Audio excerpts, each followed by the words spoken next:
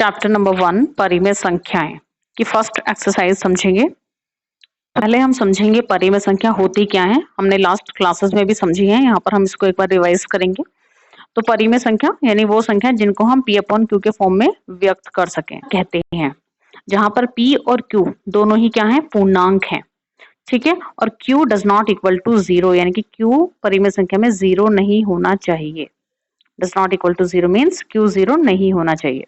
तो जहां दोनों पूर्णांक हो और p अपॉन q के फॉर्म में लिखी हुई कोई संख्या हो वो परिमेय संख्या कहलाती है। अब हम समझेंगे इसकी फर्स्ट एक्सरसाइज के कुछ क्वेश्चंस को। तो फर्स्ट ए एक्सरसाइज का क्वेश्चन नंबर 1 देखिए, यहाँ पर लिखा हुआ है सरल कीजिए, और यहाँ हमें दिया हुआ है एक क्वेश्चन 4/5 प्लस इन ब्रैकेट -2/5। ठीक है, इसको हमें सरल करना है, तो देखेंगे कैसे सरल करते हैं। तो देखिए सरल करने का तरीका, यहाँ पर है क्वेश्चन 4/5 प्लस -2/5। अब क्योंकि इसको कहते हैं अंश, जो ऊपर लिखा हुआ नंबर होता है, और जो बटे में लिखा हुआ नंबर होता है उसको कहा जाता है हर। ठीक है, अब दोनों परिमेय संख्याओं यानी 4/5 और -2/5 का जो हर है वो है 5। ठीक है, अंश दोनों के अलग अलग हैं, तो इसको सॉल्व करना बहुत ही आसान है क्योंकि इनके हर एक जैसे हैं। अगर हर एक जैसे नहीं होते हैं तो हमें सबसे पहले क्या करना होगा, उसका एलसीएम लेना होगा। एलसीएम लेने के बाद फिर हम इसको सॉल्व करेंगे। लेकिन इस क्वेश्चन का आधा पार्ट तो ऑलमोस्ट सॉल्व्ड ही है क्योंकि यहाँ पर हमें एलसीएम नहीं लेना पड़ेगा। तो अब क्योंकि दोनों का हर 5 है तो यहाँ हमने लिख लिया 5, यानी कि हर जो है वो कॉमनली हो गया 5। हर एक जैसा होगा तो ऊपर वाले नंबर्स एज इट इज ही आ जाते हैं। तो 4 और विद साइन, साइन को कहीं भी छोड़ेंगे नहीं। इफ इन केस आप साइन भूल जाते हैं तो क्वेश्चन गलत हो जाएगा। ठीक है, उसका जो आंसर है वो भी गलत आएगा, इसलिए साइन यानी कि निशान प्लस है माइनस है जो भी है उसका अच्छे से ध्यान रख करके ही किसी भी क्वेश्चन को सॉल्व करेंगे। तो 4 - 2/5, 4 में से 2 जाता है यानी घटता है तो आता है 2 और बटे में है 5। तो ये एक तरीका हो गया सिंपली इसको सॉल्व करने का। अब क्वेश्चन नंबर 1 का सेकंड पार्ट भी देख लीजिए। सेकंड पार्ट है -4/-5 प्लस 2/-5।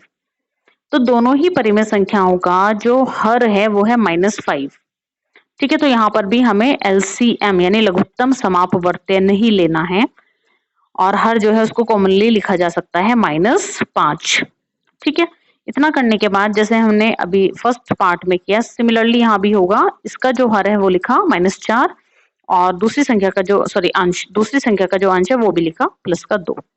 ठीक है, तो -4 + 2, और -4 में से जब +2 को सॉल्व करेंगे, कैसे सॉल्व करते हैं एक बार इसको समझेंगे। यहाँ है -4 और यहाँ है +2। ठीक है, तो 4 में से 2 जाता है तो आएगा 2। ठीक है, अब साइन जो है वो माइनस का क्यों आया, तो इसका कारण है कि जो निशान आता है वो हमेशा बड़ी संख्या के सामने वाला आता है, और बड़ी संख्या है यहाँ पर 4, और 4 का जो निशान है वो है माइनस, तो माइनस का 2 आ गया। तो -2/-5, और माइनस से माइनस हो जाएगा कैंसिल, तो आंसर आ गया 2/5। तो इस तरह से किसी भी परिमेय संख्या को जोड़ सकते हैं, घटा सकते हैं। अब हम देखेंगे इसका सेकंड पार्ट। सेकंड पार्ट में कहा गया है संख्या रेखा की सहायता से सरल कीजिए, यानी कि यहाँ पर जो हमें क्वेश्चन सोल्व करना है वो हमें करना है एक नंबर लाइन पर।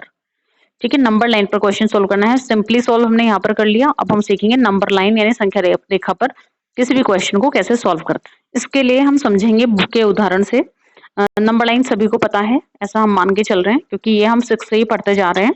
यहाँ पर होता है 0 और राइट साइड में प्लस के टर्म्स होते हैं और लेफ्ट साइड में होते हैं इसके माइनस के टर्म्स। ठीक है, अब किसी भी सवाल को जो कि परिमेय संख्याओं से संबंधित है जब सरल करेंगे तो क्या करेंगे, जिसको कि हमें सरल रेखा पर व्यक्त करके सरल करना है।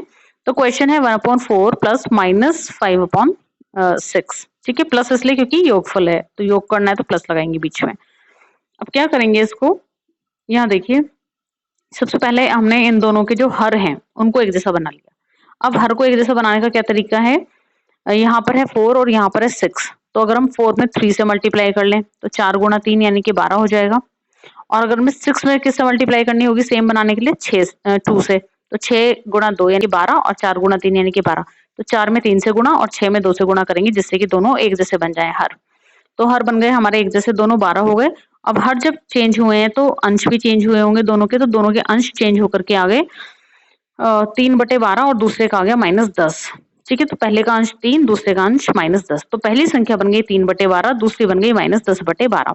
अब 3/12 को नंबर लाइन पर कैसे लेंगे?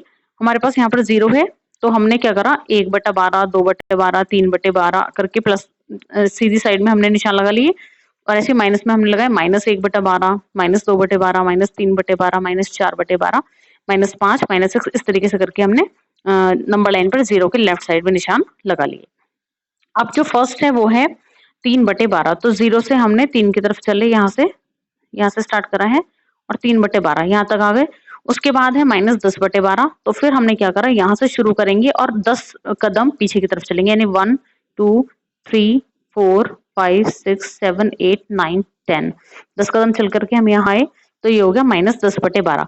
अब देखो इधर से तो हम गए थे सीधी तरफ और इधर से हम आए हैं उल्टी तरफ, तो बचा कौन सा एरिया? ये वाला, है ना? तो ये जो एरिया है ये कितना है? ये है यहाँ से 0 से शुरू करेंगे -7/12 तक चलो तो कितना आएगा? -7/12 ही आएगा। तो इसका जो आंसर है वो हुआ नंबर लाइन की हेल्प से -7/12। तो इस तरह से किसी भी क्वेश्चन को जो कि परिमेय संख्या से संबंधित है नंबर लाइन पर सॉल्व किया जा सकता है।